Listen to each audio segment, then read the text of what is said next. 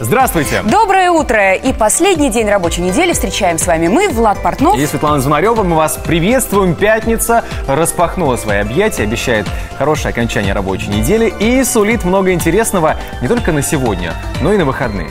Вот и мы в нашей программе расскажем о том, как с пользой и интересно провести эти дни.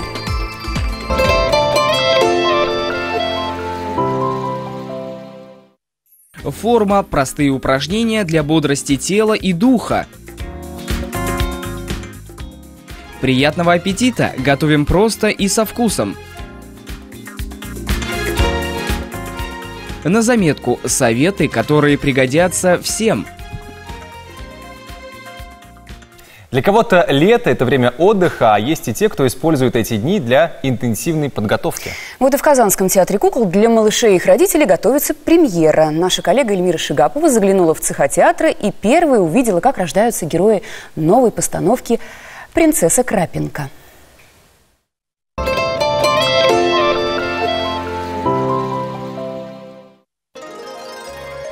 Как рождается сказка? Кукольное представление. В создании спектакля принимают участие не только актеры-кукловоды, режиссеры и автор сценария. Герой сказок создается в мастерских художников.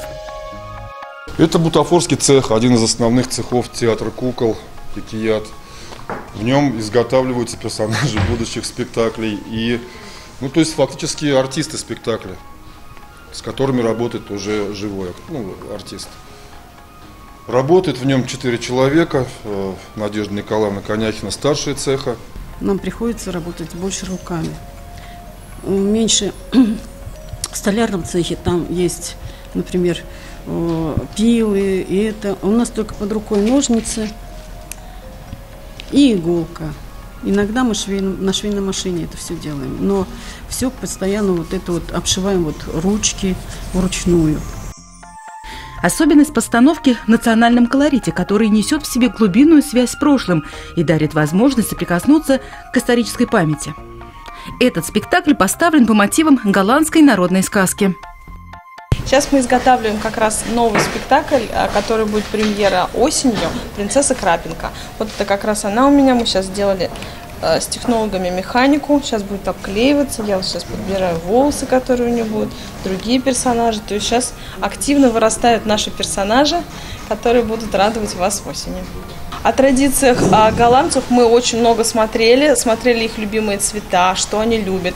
Они очень интересно открытые люди, и у них всегда окна нараспашку, и можно посмотреть их жизнь во всех этих окнах, и она у них очень интересная. И, соответственно, картины голландские тоже, они такие, как отрывки из жизни, кусочки жизни голландцев, как они стирают белье, развешивают, как они катаются на коньках. То есть это такая простая жизнь, она отображается у голландцев в картинах, особенно в расцвете, 17 век, это расцвет живописи. И мы опираясь на эти именно картины, решили создать эскизы и, соответственно, всю картину нового спектакля. А сюжет таков. У короля и королевы не было детей. На помощь к ним пришла колдунья, подарившая волшебное яйцо. Это героиня, самая главная, наша Крапинка, которая рождается волшебным образом из яйца дрозда, который вот такого цвета, поэтому у меня платье такого цвета, мы будем еще расшивать платьишко. Вот эти жемчужинки, которые играют важную роль, у нее вплетены тоже во весь костюм. А что же случилось, вы узнаете, посмотрев спектакль.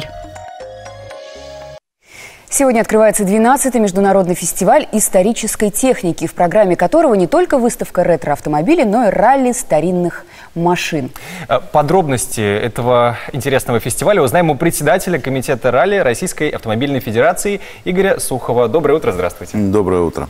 Игорь Владимирович, фестиваль продлится 3 дня. Вот что за это, какая программа ждет участников, и, в общем-то, гостей? Программа самая разнообразная. Во-первых, это некое такое пиршество для глаз. Вы сами поймите, машины, которым 90-100 лет, в идеальнейшем состоянии, как будто они только что сошли с конвейера. И, в общем-то, возрастом старше, не знаю, дедушки, прадедушки. И они ездят, они исполняют некие элементы. А самые отчаянные энтузиасты примут участие в ралли на этой технике. Давайте проанонсируем, какая техника примет участие.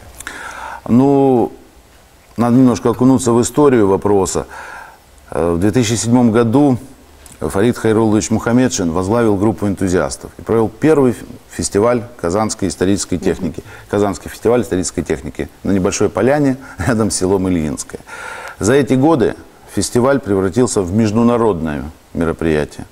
Вот в этом году делегация целая приезжает из Беларуси, приезжают представители Прибалтики. Люди везут свою технику на автовозах с тем, чтобы вот 2-3 дня она постояла, порадовала глаз, поездила. То есть это люди, которые живут вот этим ретро-движением.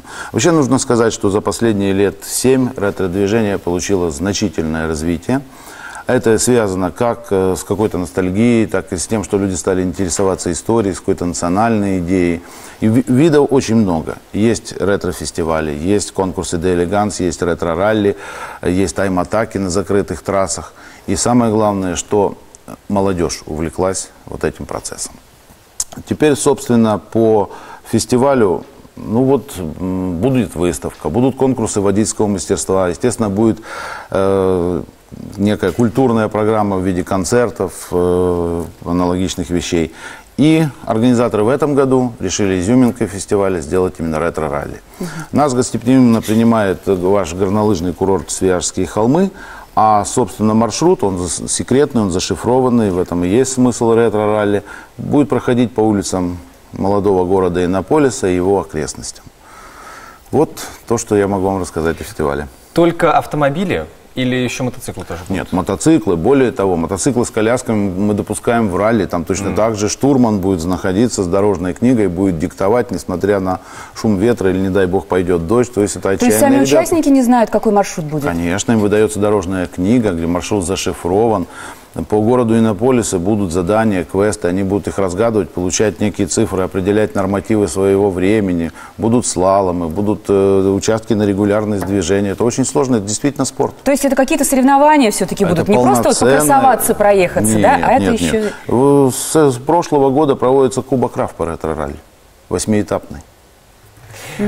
Какие автомобили... Ну, вы давно этим занимаетесь. Какие автомобили вас лично поражают больше всего? Ну, тут сложно сказать. Когда-то я был поражен Фордом Т, потом меня поразил Кадиллак. Здесь вот я увидел Татру 31 года выпуска с оппозитным двигателем воздушного охлаждения. Ну, уникальнейшая вещь, ну, невозможно от нее было отойти. А так вот я бегло пробежался по предварительному списку. Ну, не могу не отметить, вот интереснейшая вещь, ГАЗ-55, это санитарный автомобиль на базе полуторки, кстати, это ваш казанский коллекционер Александр Гнедин. Вячеслав Лен из своей коллекции «Моторы войны», известнейший, представляет сейчас топливозаправщик на базе ГАЗ-3А.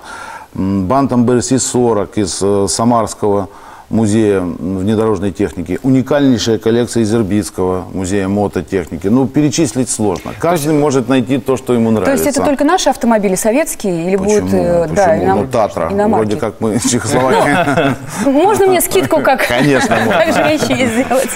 Форд Т, насколько мы понимаем, тоже будет? Нет, ну Форд Т нет, не представлен. Я просто в качестве примера привел. Это приятные воспоминания, скажем Михаил так. Катесман, тульский, у нас товарищ, на нем зачастую приезжает на наши мероприятия. Если что, Форд Т — это самый первый автомобиль вообще вот в истории, серийный автомобиль в истории Да, вот человечества. сейчас, вот в этот раз, самый старый автомобиль какой будет, уже известно? Вот, нет, неизвестно, потому что и сегодня, и завтра с утра еще будет идти регистрация. Но то, что я сказал, 90-100 лет возраст автомобилей, это Ну, правда. для автомобиля я скажу... Это срок более чем. Слушай, ну в руках фанатов и настоящих мастеров Да, своего любителей. дела, они прекрасны. Мы в этом убедимся. Так, давайте еще раз напомним, где, когда все это можно увидеть, посмотреть и на ралли, и на выставку. Ну, значит, пожалуйста, приглашаю всех в Свияжские холмы, вход свободный. 18 числа с 10 утра приходите, начнется красочная программа фестиваля. В 2 часа стартует первый экипаж на ретро-ралли. Ориентировочно через 2,5 часа они начинают финишировать. Ну, в общем, сегодня вечером все автомобили расставляются, да? Местные жители могут уже сегодня полюбоваться. И там же можно получить информацию, на каких площадках в Иннополисе можно будет посмотреть там змейку, слалом подъехать там рядышком. Отлично. Спасибо большое за эту хорошую, приятную информацию, полезную информацию про грядущие выходные. Мы вам желаем удачи. Уверен, что все пройдет отлично. Погода нас порадует. Ну, а мы продолжим нашу программу совсем скоро.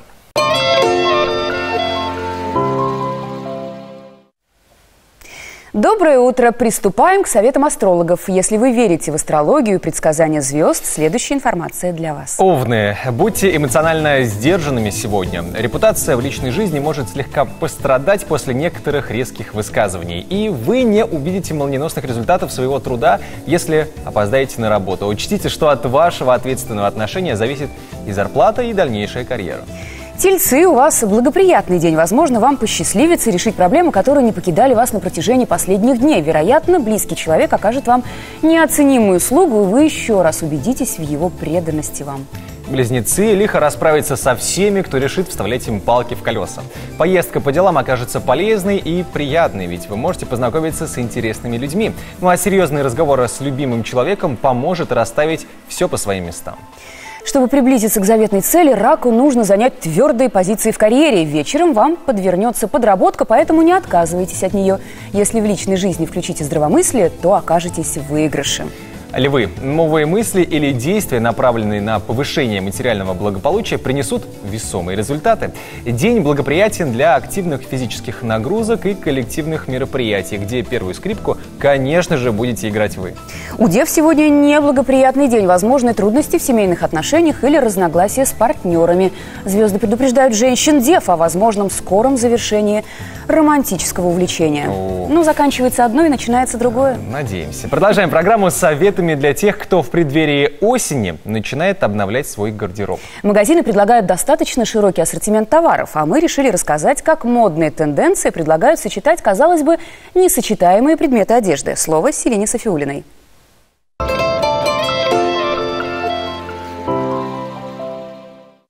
Здравствуйте! С вами рубрика «В стиле» и ваш модный эксперт Селина Софиулина. В современном модном мире, казалось бы, уже не осталось таких вещей, которые не сочетались бы с друг другом. Но это не так. Все-таки существует несколько правил в одежде, которые не стоит нарушать. Интересно, какие? Тогда посмотрим. Простые вещи, очень нейтральные по цвету, не имеют оригинальных деталей и отделок. Сложные вещи – это все остальное и все то, что привлекает внимание цветом, дизайном и необычностью.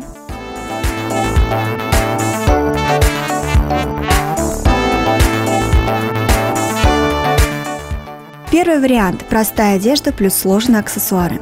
Это самый простой и очень популярный в Европе способ комбинации одежды. В данном случае вы выбираете простую одежду, а к ней в контраст сложные аксессуары. Одежда в данном случае служит фоном, а аксессуары – акцентом. Сложными могут быть как только один аксессуар, так и несколько аксессуаров. Вот, например, данный костюм по фасону очень непрост, но цвет и монохромность образа делают его все-таки простым. Однако, если вы добавите, например, необычный головной убор и босоножки, то образ становится необычным.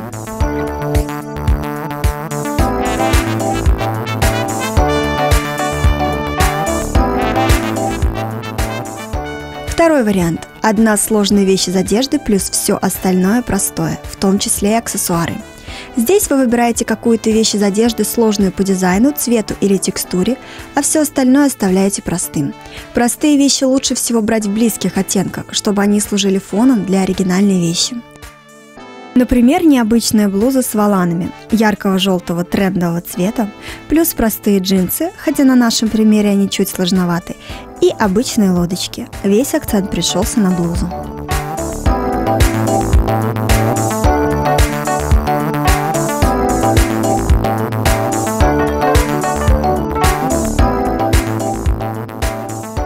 Третий вариант. Две сложные вещи из одежды плюс все остальное простое. В последнее время очень модно сочетать 2, 3, 4 и более сложных вещей вместе. Однако это требует очень хорошего опыта подбора комплектов, интуиции и чувства уверенности в себе на случай, если вас будут критиковать остальные. На нашем примере необычное кожаное платье плюс сложные ботфорты винного оттенка и простая водолазка нюдового цвета. Как мы видим, весь акцент на необычных вещах. С вами была я, Селина Софиулина, и помните, быть в стиле – это просто. Продолжаем раздавать полезные советы. Джоан Роулинг собирается опубликовать свой первый роман, предназначенный для взрослой аудитории. Правда, ни дата публикации, ни название раскрывать она не стала. По словам Роулинг, новая книга будет сильно отличаться от серии книг про Гарри Поттера, которая сделала писательницу знаменитой. По всему миру было продано более 450 миллионов копий этой книги. Пока же любители литературы томятся в ожидании новинки от Роулинг и гадают, будет ли она такой же интересной и успешной. К обзору других книжных новинок приступает Наш коллега Вера Гаранина. Внимание!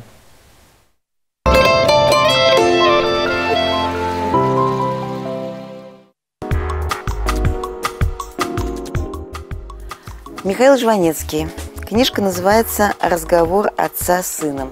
Я не зря сказала книжка, вот именно книжка. Она легкая и по форме, и по виду, и по содержанию. Но она очень глубокая. Михаила Жванецкого называют королем юмора, живым классиком, великим сатириком, даже философом.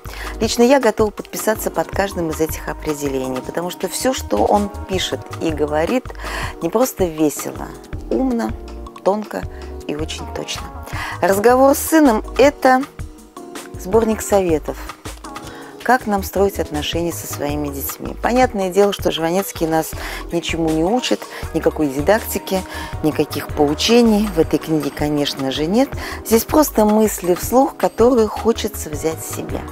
Когда читаешь эту книжку, ты просто четко представляешь себе интонацию, голос Жванецкого, даже мимику его чувствуешь. Эту книжку хочется перечитывать снова и снова. А какой здесь девиз на обложку вынесен? Девиз или эпиграф «Имей совесть и делай, что хочешь». Ну что к этому можно добавить? Разве только совет. Прочтите обязательно, потому что здесь все, что называется, и для ума, и для сердца. Михаил Жванецкий. «Разговор отца с сыном».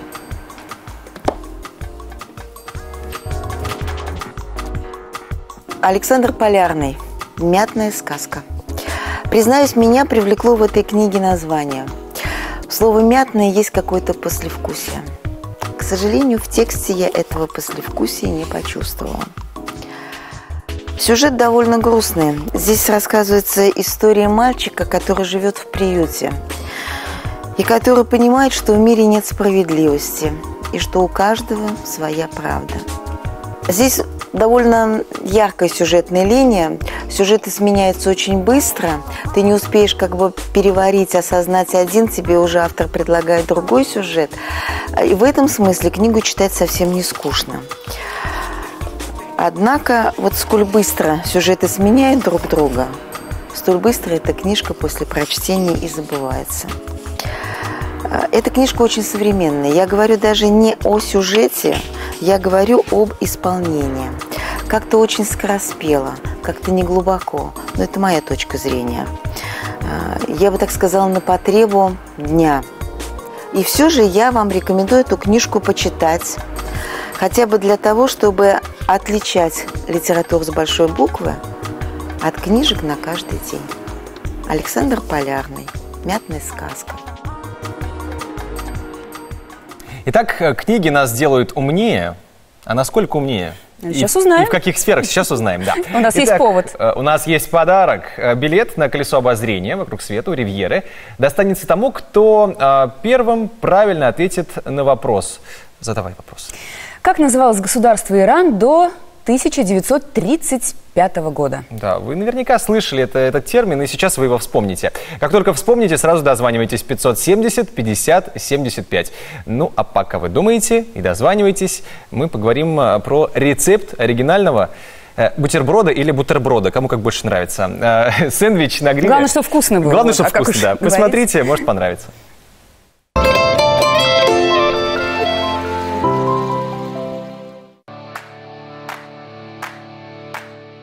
Для приготовления этого оригинального сэндвича вам понадобится 2 ржаных хлебца, 100 граммов шампиньонов,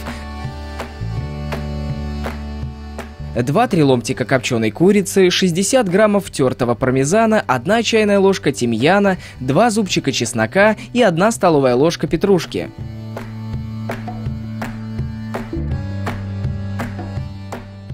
Мелко нашинкуйте зелень, измельчите чеснок, приготовьте листики тимьяна.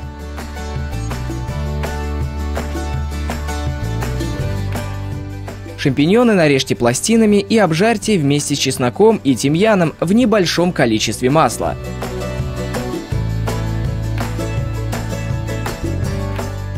Подождите, пока не выпарится вся влага.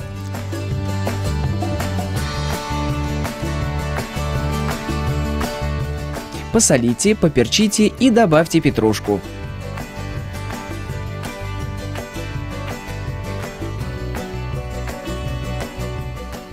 Смешайте готовые грибы с тертым сыром.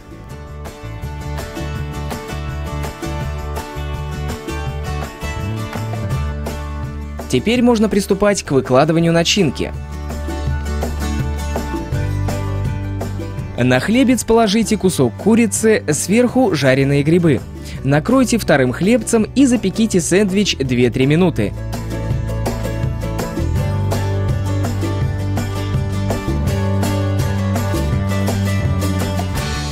Приятного аппетита! Приятного аппетита, Димка, завтрака. Посмотрели, наелись. Наелись. И возвращаемся к теме Ирана. Итак, как же назывался Иран до 1935 года? Сейчас узнаем. Доброе утро, как вас зовут? Гусман. Потрясающая страна с очень интересной историей. Как она называлась до 1935 года? Гусман? Персия. Конечно. Ну что, не будем вас томить. Да. Вы абсолютно правы. Этот билет, замечательный приз, достается вам. Все, пожелаем вам хорошего дня или вечера. В любом случае, Казань прекрасна в любое время дня и ночи. Пока мы узнаем, что интересного сегодня будет на нашем канале ТНВ. Программы, фильмы и так далее. Внимание. Летом город продолжает жить насыщенно и творчески. В этой программе расскажем: музыка в старинном городе, как проходит в Казани фестиваль «Джаз в Кремле». Аня-Маня, творческий дуэт художниц-кукольниц, ищет особые формы. ДК сегодня в 14:15.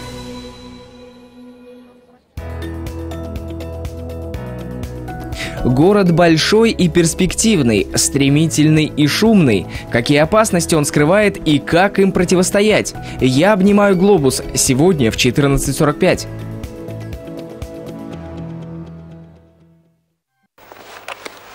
Вы здесь едете? Еду, а вы что-нибудь против имеете? Да нет, ничего не имею против. Просто поразительно безголовый у нас народ на железной дороге. В гостинице с незнакомым мужиком не поселят на ночь, правильно? Пойду спрошу проводника. Может, купе свободное есть? Вряд ли. Броня обкома. Они случайно встретились в поезде, незнакомые прежде, увидевшие друг друга впервые. Но вскоре 4 героя, объединенных одним купе, понимают, что в прошлом есть нечто, что связывает их сильнее, чем можно себе представить. Фильм Владимира Хотиненко «СВ. Спальный вагон» сегодня в 21:00 на ТНВ.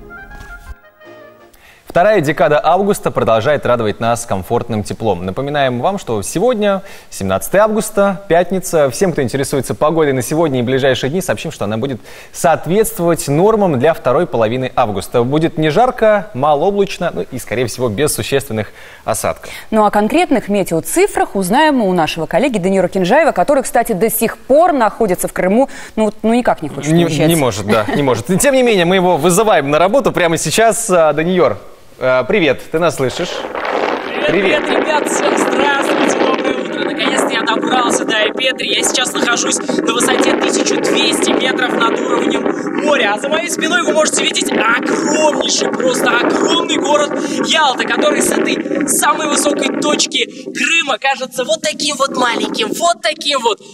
Как наши проблемы. Действительно, наши проблемы, они вот такие вот маленькие. А температуру в городе Казани вы можете видеть прямо подо мной. От себя лично хочу сказать, цените каждый миг своей жизни и старайтесь не огорчаться. А я вот пойду сейчас, сяду на край скалы и буду думать о чем-то своем, о чем-то самом сокровенном и личном. Хорошего дня всем, ребят. Пока!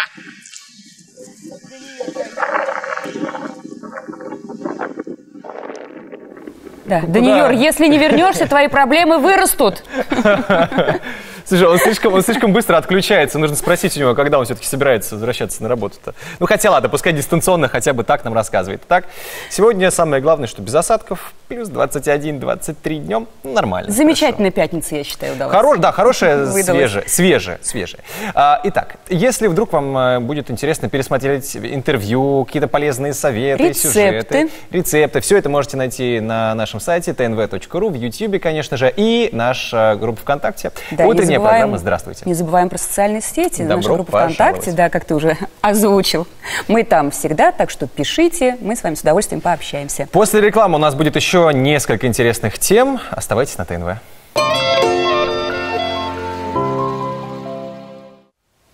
И снова здравствуйте, мы вновь вместе с вами. Сейчас перейдем к советам для тех наших телезрительниц, которые посещают тренажерные залы не только для того, чтобы скинуть лишние килограммы, но и сделать свою фигуру красивой и подтянутой. Да, формирующим красивую и привлекательную фигуру наша коллега Лейла Латыпова предлагает обратить внимание на спину. Сделать ее красивой помогут подтягивания на перекладине. Поверьте, женщины тоже могут это делать с легкостью, если знать некоторые хитрости.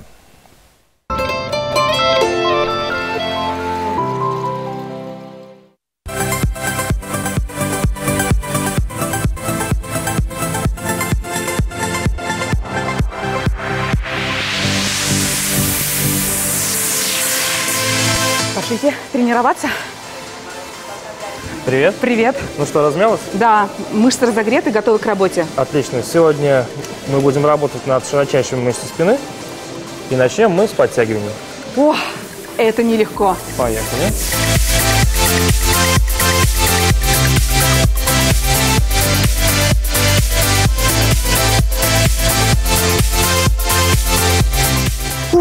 Ну как, непросто? Подтягиваться собственным весом – это очень непросто. Поэтому для того, чтобы выдержать идеальную технику в подтягивании, мы воспользуемся резинкой. Мы перейдем к ним? Да, пойдем. Вот это устройство поможет нам подтягиваться. Оно будет сглаживать наш собственный вес. С ними гораздо легче. Давай, хватайся. Пошли руки. Ногу раз. Поехали. Раз. Смотри наверх, тянешься грудью. Раз. Все, достаточно. Давай, помогу. Руслан, а если, допустим, мне станет легко подтягиваться с такой резинкой? В зависимости от ширины резинки они имеют различную степень сопротивления. Например, вот эта черная или вот такая фиолетовая. Ух ты, каких много! И они такие разноцветные. Ну что, еще один подход? Давай.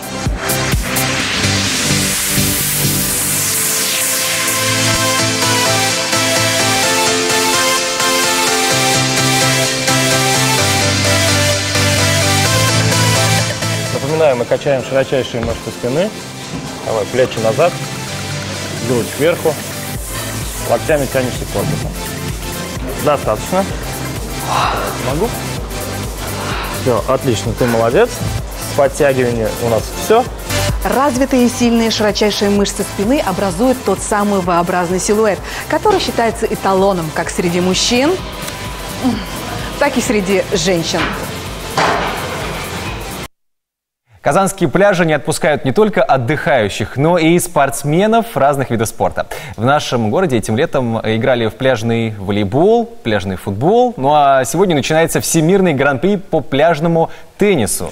О том, что это за вид спорта, кто в нем участвует и где он пройдет, говорим с заслуженным мастером спорта России Никитой Бурмакиным и директором турниров Федерации тенниса Республики Татарстан Александром Ибрагимовым. Доброе утро. Доброе утро. Никит, ну мы должны еще добавить, что вы чемпион мира Европы по пляжному теннису.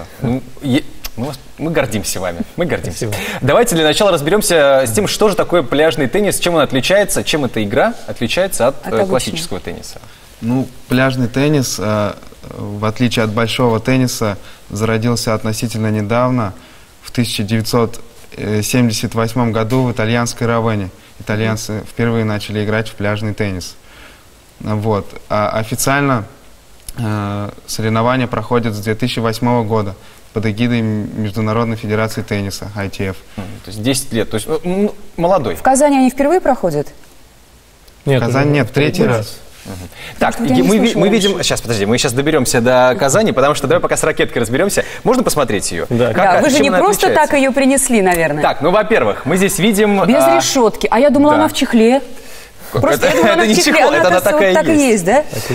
Сам мячик, он... Мячик такой же, как и теннисный, только без давления. То есть он немножко сдутый, да? Чуть-чуть мягче. А почему нет решетки? Почему вот усиление такое идет? Ну, здесь ракетка укорочена, и мяч, как я уже говорил, более мягкий. Поэтому для лучшего сцепления используется карбоновая поверхность. Вот вы видите с белыми такими камушками. Да, здесь есть такие точки. Да, вот я тоже обратила внимание, что она шершавая. Это чтобы увеличить трение, чтобы можно было управлять мячом лучше. Вот. Так, площадка. Ну, значит, то, что там песок, это естественно, да? Пляжный все-таки вид спорта. Так, возвращаем. Да, ракетку чемпиона мира Европы. Все, больше не трогаем. Площадка по размерам. Соответствует площадке для пляжного волейбола. Ага. То есть они это меньше, чем обычно? 8 на 16 метров. Сетка 1,70 м, выше, чем теннисная, но ниже волейбольной. Вот. Ну и правило, как в теннисе, 3 полных сета. Единственное, если счет 40-40, то играется решающий мяч. Вот. Также важное отличие, только одна подача дается игроку, то есть второй подачи нет. И если касание сетки, то, как и в волейболе, игра продолжается. И мяч, как мы понимаем, естественно, не отскакивает от земли, да, потому что это физически просто невозможно. Вот, там уже придется действительно побегать. То есть это такая смесь бадминтона, тенниса, ну и пляжного волейбола. Да. Хорошо, понятно. Александр, из каких стран в Казань приехали спортсмены? Ну, на данный турнир приехали представители более 10 стран мира. Это Италия, Бразилия, Венесуэла, Франция, Германия и другие страны. Ну, на этот турнир приехали, элита пляжного тенниса приехала. Все самые лучшие теннисисты из топ-10 мирового рейтинга. А, кстати, где лучшие самые пляжные теннисисты? В каких странах? Да, вот кто соперники самые вот для вас опасные, скажем так? Ну, это итальянцы, конечно, итальянцы. Вот. И, наверное, бразильцы, потому что у них очень много пляжей, у них есть все для того, чтобы развивать. Да, и бразильцы, потому что вот на прошлой неделе проходил чемпионат мира по пляжному теннису, и Бразилия стала чемпионами мира в пляжном теннисе, обыграв итальянцев в финале. Ну, нужно будет поквитаться здесь, наверное, да? Наказать их, да? Российская команда, насколько вот в этом рейтинге где находится? Где-то наверху, где-то в серединке или где-то пока внизу? Ну, мы в этом году третьи. Вот. В прошлом были тоже третьи, а вот в позапрошлом мы были первые. Ага, ну то есть, в общем-то, то есть у нас все шансы, снова вернуть себе звание лучше. 6 лет мы не уходим без медалей чемпионата мира. Ну, есть дополнительный стимул, приходите поддерживать наших ребят. Мы знаем, что рекордный призовой фонд $50 тысяч в этом году, да? Это первая главная такая вот фишечка. И вторая, наряду со взрослыми будут принимать участие и юные спортсмены. Какого возраста? В Казани юниорский турнир будет проходить в возрастной категории до 17 лет. Обычно турниры юниорские в пляжном теннисе проходят в возрастных категориях до 15, до 17 и до 19 лет. Ну, там ребята принимают участие, в том числе и казанские, и татарстанские. Есть вот наши? Да, вот наши казанские спортсмены есть. Ну, татарстанские, если уж расширить, скажем так, географию. Ну, немного, но есть. Ну, хорошо, мы их найдем, мы их опознаем. Так, значит, мы одни из фаворитов, правильно понимаем? Да, мы надеемся. И смотрите, значит, в теннисе есть одиночные разряды, есть парные, да, и есть еще смешанные, наверное, да, мужчины и женщины. В пляжном теннисе тоже так? В пляжном теннисе в основном играют пары, вот, то есть одиночные играют, но больше неофициально. Официально играются пары, мужские, женские и также миксты, где мужчина играет женщина. Так, ну и самое главное, когда, где, куда приходить и где болеть за наших? Да, приглашаем всех в Казанскую академию тенниса. Матчи проходят каждый день с сегодняшнего дня по воскресенье с 9 утра. Финалы в воскресенье будут с 10 утра. Ну, спасибо большое, джентльмены. Я думаю, да, все уже выходные себе наметили. Да, вот я тут выяснил, что в пляжном теннисе девушки, женские команды одеваются так же, как в пляжном волейболе. Это дополнительная реклама, поэтому... Да, затравочка такая. Господа, мужчины, Приходите, поболейте, что вам стоит. Спасибо, мы вам желаем победы, конечно же. Ну и в целом хорошего проведения турнира. Благо, что Казань и Татарстан это умеют.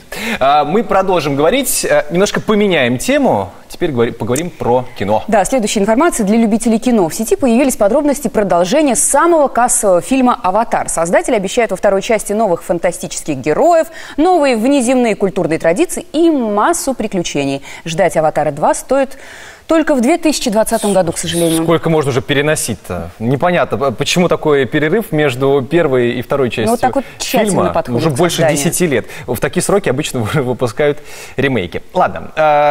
Это мы дождемся, наверное, а вот продолжение фильма «Мамма Мия» поклонникам пришлось ждать недолго. Он уже вышел в прокат, причем не только он, а вот еще какие фильмы вышли.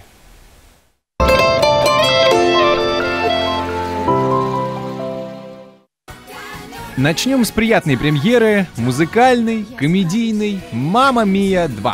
Фильм под старые добрые песни группы Абба. Меня зовут Билл. А меня Донна. Мир такой огромный. И я хочу объять необъятное. Тебя подвезти?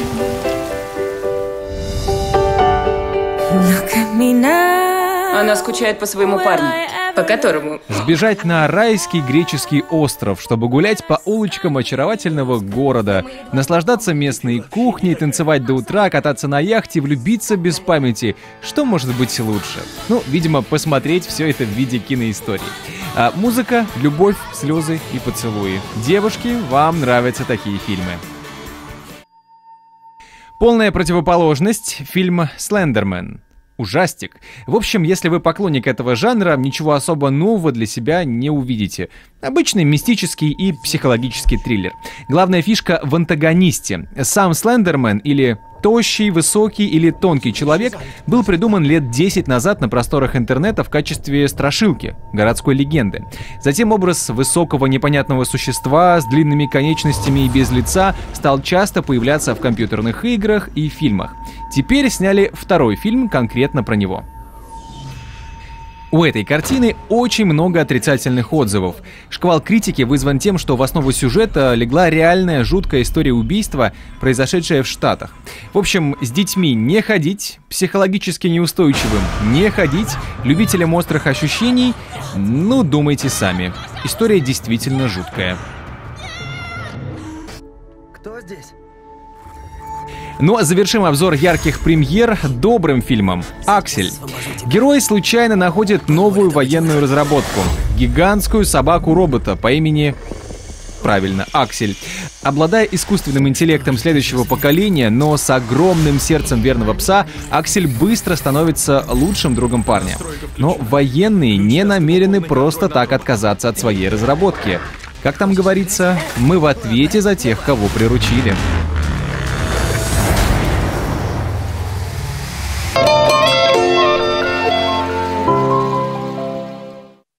Ну, спасибо, Влад, тебе за интересный обзор киноновинок. Я старался. Вездесущий ты наш. Я старался. Ну, а мы сейчас расскажем о других событиях культурных, которые проходят в городе и сегодня, и в ближайшие выходные. Смотрим.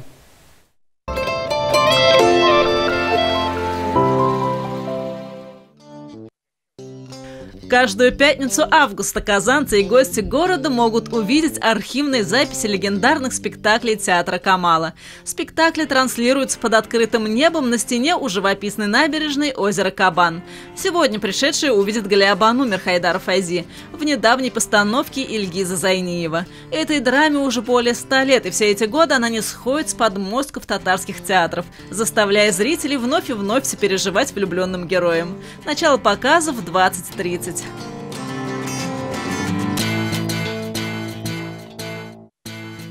А каждую субботу и воскресенье в кинотеатре ДК Ленина проходит открытый показ мультипликационных фильмов студии «Татар-мультфильм». Всем пришедшим будут показаны мультфильмы, созданные по произведениям татарских авторов, а также уникальный анимационный проект «Стрела наследия», рассказывающий самые интересные и захватывающие истории о нашем прошлом. Вход свободный, начало показов в 11:00.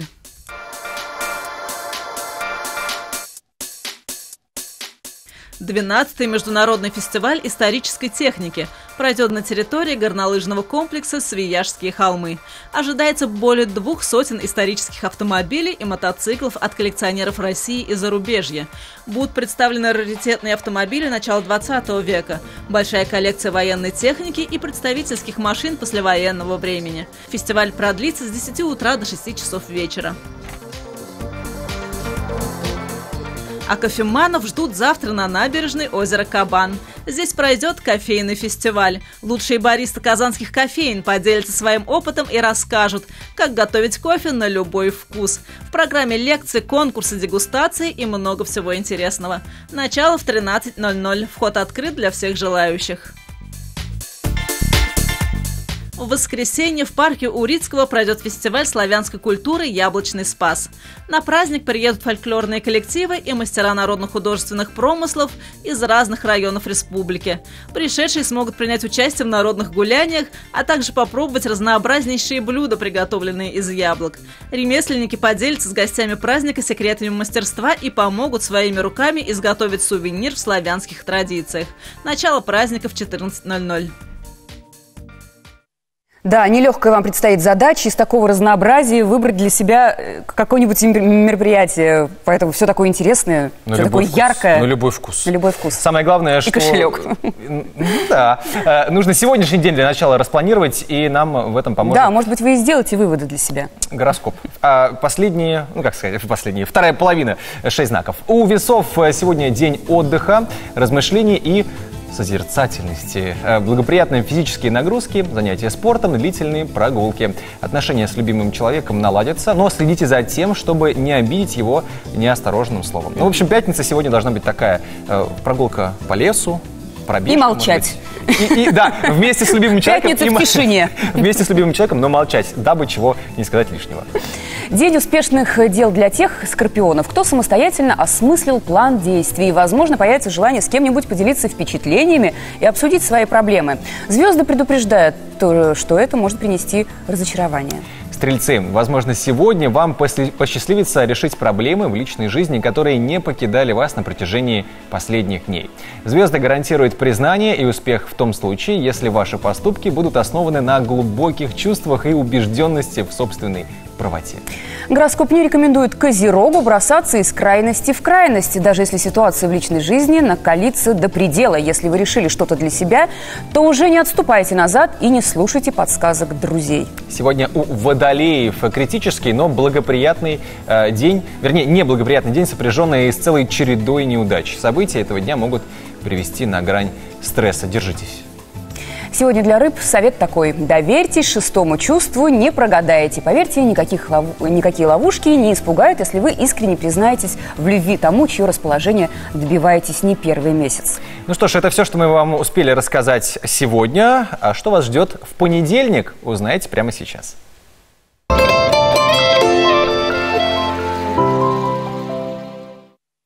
Семейная проблема. Как быт разрушает взаимоотношения супругов? Настрой на учебу. Готовим полезный органайзер для ребенка вместе с ним. Вкус нового урожая. Как приготовить оригинальный морковный пирог? Итак, это и многое другое в понедельник, да и вообще каждый будний день на ТНВ в 8:10 утренняя программа «Здравствуйте». Сегодня с вами были Светлана Звонарева. Спасибо вам за прекрасную неделю. Надеюсь, вам также было приятно с нами. Хороших выходных. Пока-пока. Я Влад Портнов, что зовут. Всем удачи.